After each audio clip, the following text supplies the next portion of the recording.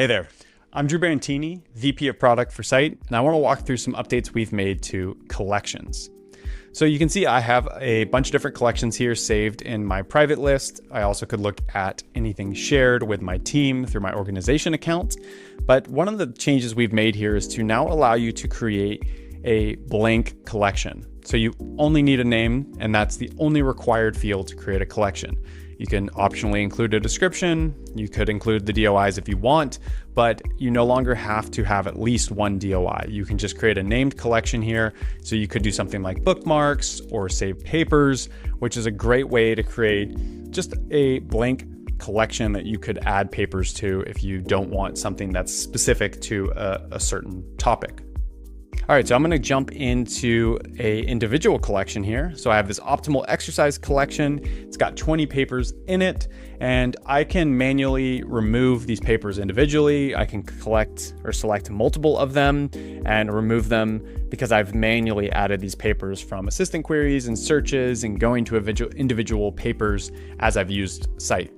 Now, if I go back to the collections list and we look at this HIIT and blood pressure collection, you can see there's a lightning bolt icon that indicates this is a collection from a saved search that will automatically update. So the number of papers will change as new papers are added or new citation statements are added. It will update over time, which is really powerful. But what you can see here is inside of this individual collection, before there wasn't a way to manually change anything inside of a collection that is a saved search collection.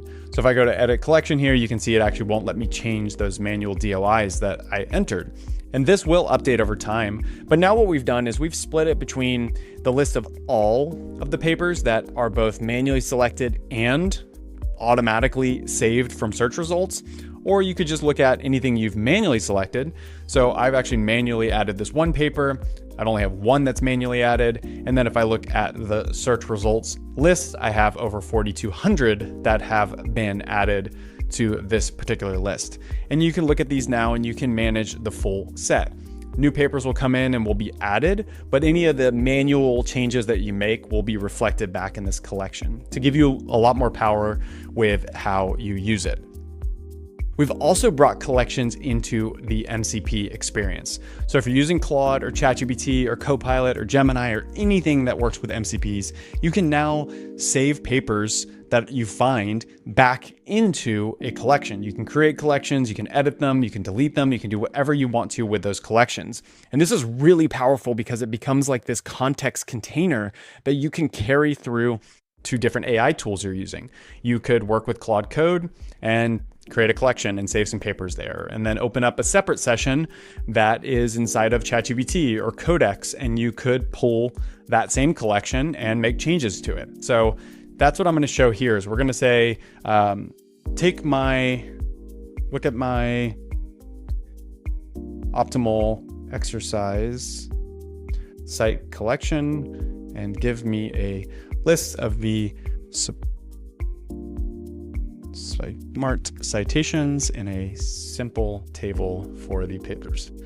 So if I just run this quickly, it's going to go and look at that specific collection I have called optimal exercise. You can see it's searching the collections. It found the tools it can use for finding collections and pulling information from them.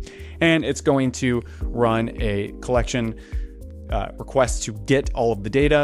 And then it will also use another tool we have to search literature. So it's going to get that collection. It's going to say, okay, cool. Here are the collection. Here are the DOIs.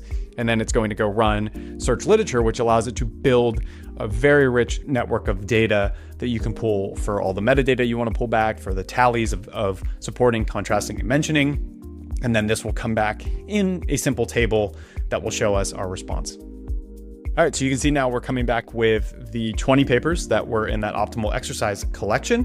You can see that it's going to pull back the paper title. It's going to pull back the total number, which is the combined total number of citations, the supporting, the contrasting, and the mentioning. And then it will give an example of any of that information in a simple table here. So this all comes back, and it is the same data set you can operate on to do anything you want. You could go and search and find more related papers, and you could add them to this collection. You could modify the collections. You can do whatever you need to. And as a reminder, you're always going to have this collection set up with alerts. So if you want to get an email alert for when new citations are made to this particular collection, you can set that up, you can get that feedback, and we're going to continue to improve a lot of things around the feed and updates now that you start storing and curating the papers you're trying to find that are verified papers and real DOIs that have all of this classification and quality context that you can carry with you to all of the different LLMs that you use. If you have any feedback, please let us know.